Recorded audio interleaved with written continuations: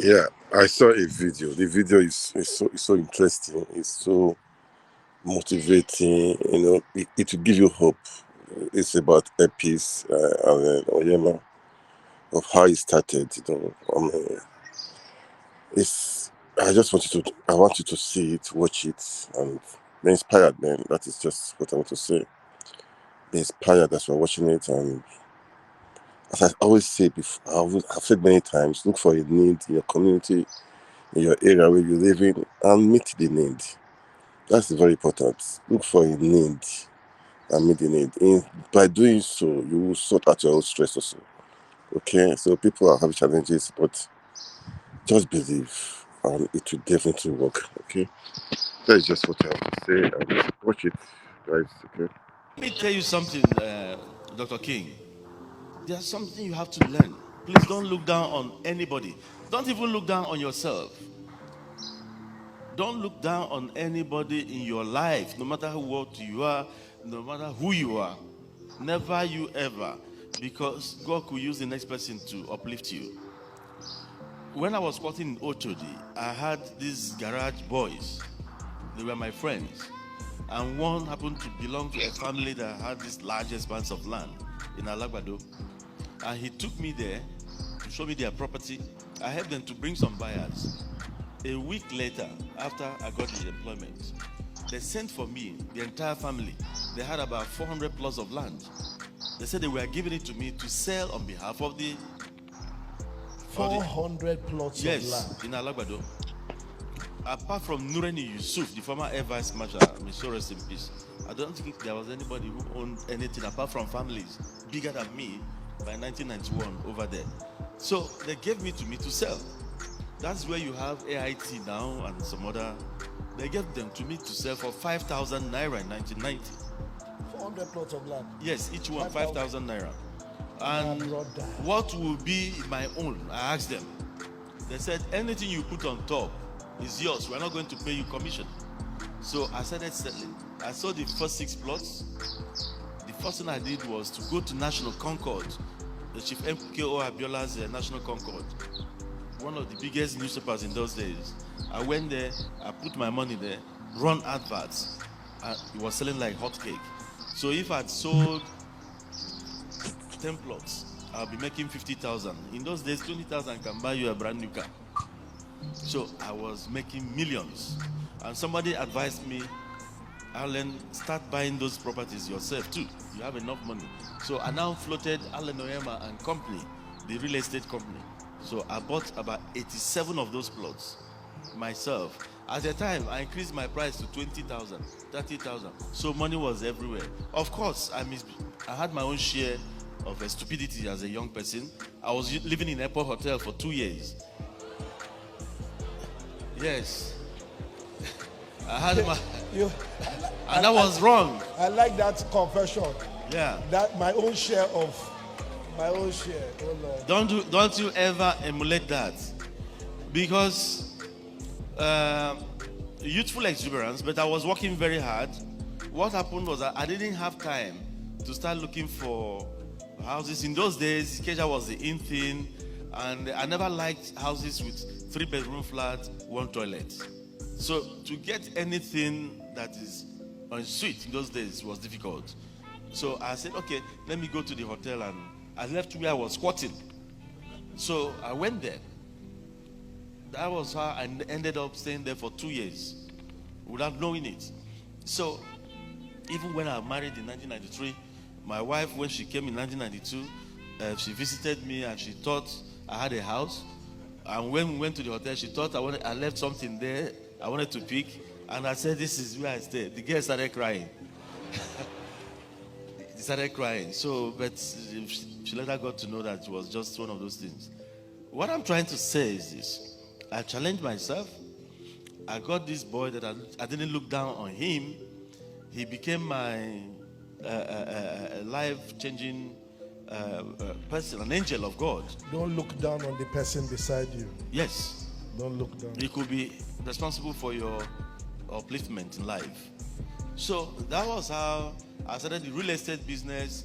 I started buying Lekki. I was one of the biggest estate owners in Lekki in those days up to 1998, where you had this Mayegu area of before Chevron. I don't think anybody owned anything bigger than me there. So a lot of people thought I just arrived with AIRPEACE. No. But in 1992, I had to resign because I didn't want conflict of interest in my place of work. So I floated Oyeama and Company, a law firm, then Allen Oyeama and Company, the real estate, then International Business Links, Continental Business Links Limited.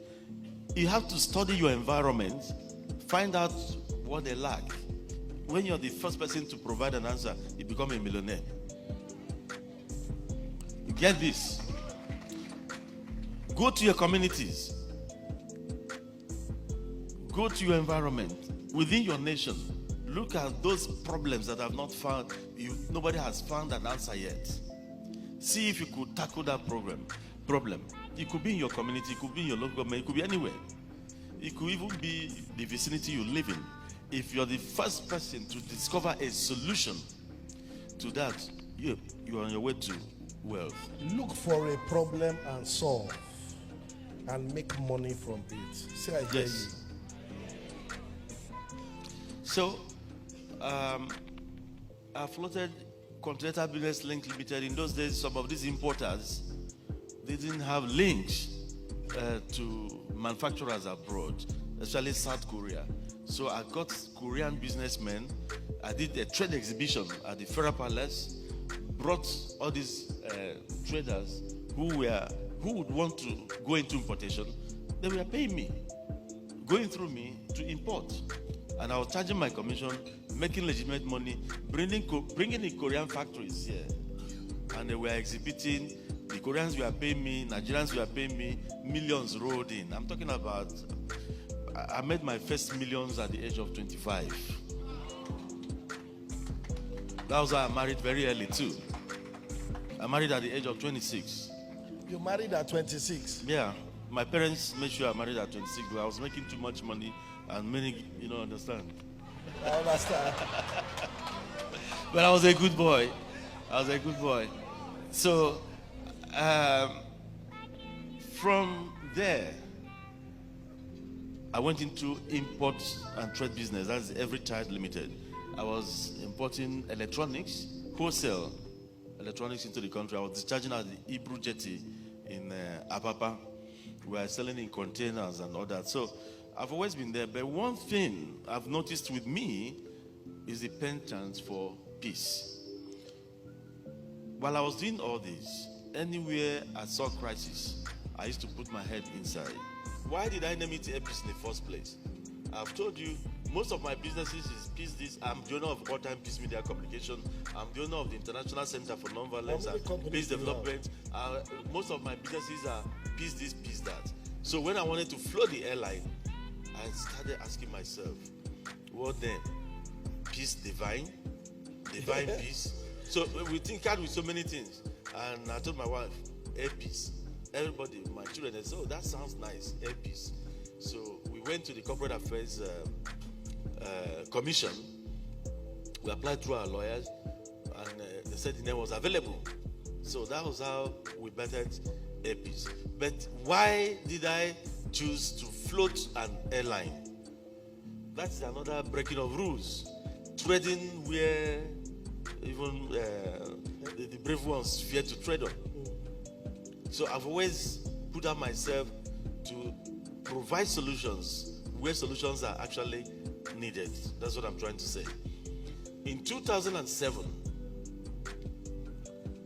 I was thinking of how do I actually impact lives, because I prayed to God in 2003 when most of my businesses were going down. Help me, God. Give me the means, and I'll give it back to you through helping the lives of the indigent. So one of the things we did was giving people money, do this business, do that business, and they will come back some months later to tell you, oh, that money. They tell you stories. So my dad said, why not look for some kind of thing my businesses were making billions, but they were not creating the number of jobs I would like them to create. There are some businesses you sit down in your house and be making billions, but you're not impacting several people. It was then somebody said, why not go into aviation? That one jet could give 1,000 people jobs. That was how I became passionate. I didn't go into the airline because it could give me billions. I went in there because I believed it could give jobs. Then I started studying. I trained myself on it. So in 2013, I bought my first plane. I bought the first 3 planes. They happened to be Donia jets. I took Bola Abaton, the owner of Air First Aviation. He was running charter operations. He was my consultant. So when we bought the first 3 planes, I bought one in France, bought the second one in Germany. We went to the US, bought 3 planes, 3 Donia 328 jets. We got back to London. I bought champagne. I don't drink alcohol. I said, but let's celebrate, let's pop. So these 3 jets now can give jobs to 3,000 people. Bola said, no. I said, but that's what I told you. He said, no. That these 3 jets, they were executive jets. That's for charter. He said, you only need 3 beautiful girls to market them. You know, charter was booming. The charter business was booming. You don't need any staff. What you need is 3 beautiful girls for marketing. Get 2 sets of pilots for the plane. That's all. You could be making $200,000 every day on each of those planes. He thought, I was angry. He's alive. We fell out that same day. He said, he calls me chief. Chief, why? Why are you angry? I said, but this is not what I told you. I said, I want to employ people, not to enrich myself the more. He is alive. His name is Bolahon Abaton. So he said, in that case, what you want to do is to buy Boeing. You want to go into full-blown airline. I thought it was charter. I said, yes, if that one could provide job. We were supposed to come back to Nigeria the following day. We had to go back to America. We went back to Texas to go and meet Jetran, Douglas Jaffe. We said, we've come back again. What is the problem this time? We want to buy Boeing. He said, why do you want to buy Boeing? I said, I want something that could give jobs to my people. He now looked at me, the white man looked at me and said, don't you think it's a dangerous field for you to venture? Airlines don't last in your country. And there's no gain in airline business.